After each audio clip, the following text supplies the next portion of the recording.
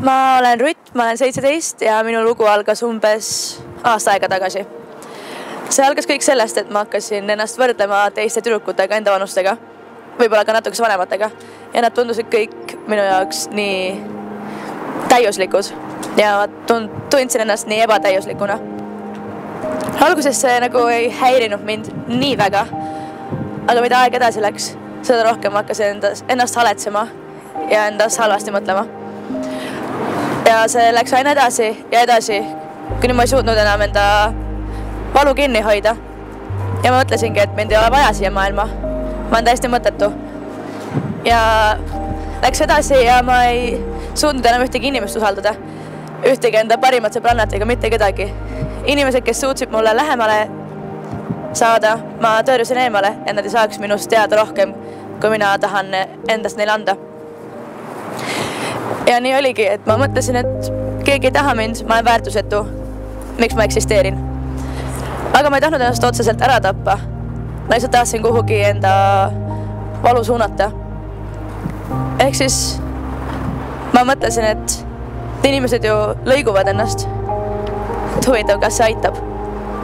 Ja siis ma hakkasingi kodus otsisin Žiletti, aga ma ei leidnud sellel hetkel.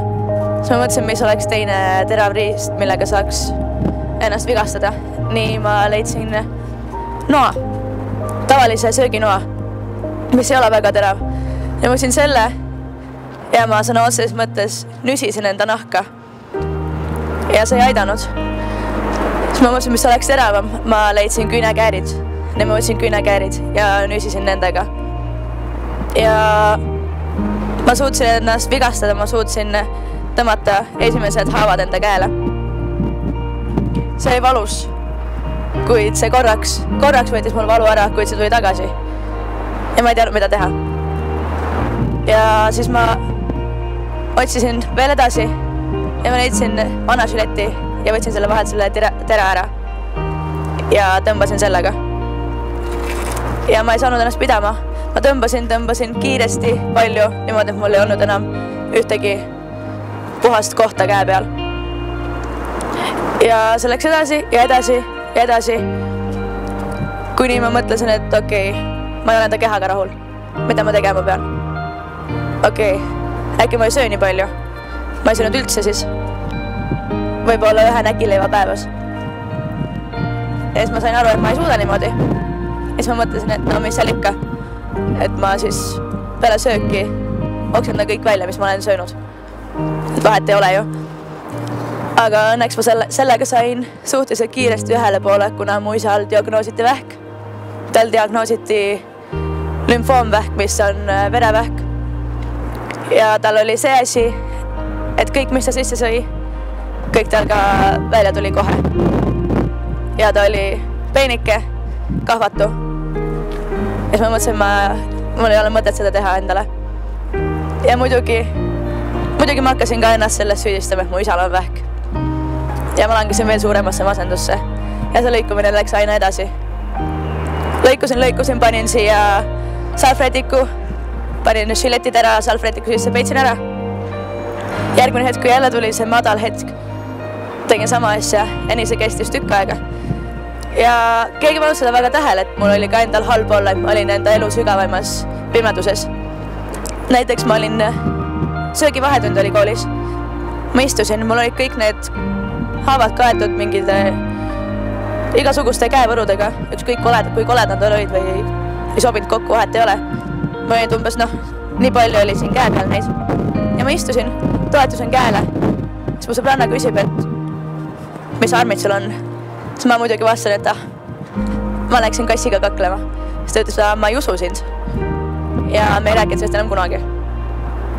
Ja niimoodi oli veel mitu korda, kus inimesed panid tähele, aga mitte keegi ei reageerinud.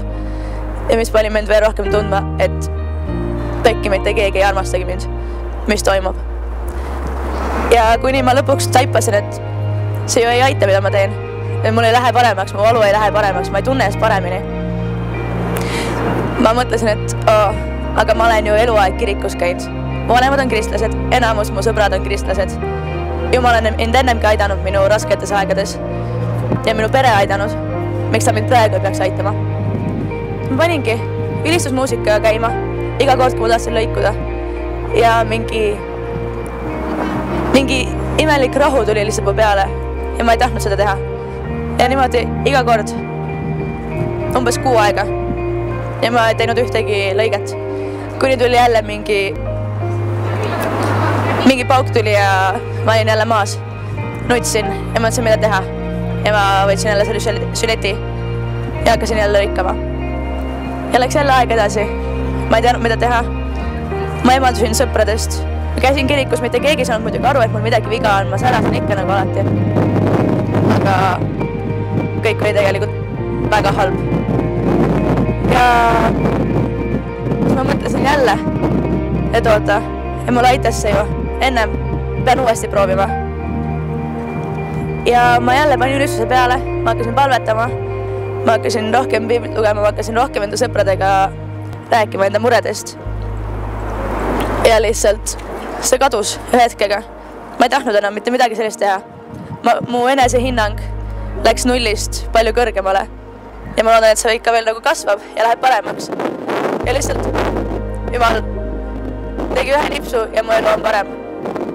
Ja ma ei tunne ennast nii halvasti enam. Ma ei haletse ennast. Siis ma tean, et ma olen eriline, igaüks on eriline. Mitte keegi ei ole kole, halb, väärtusetu, mõttetu. Iga inimene on eriline ja mõeldud millekski siin maailmas. Aitäh!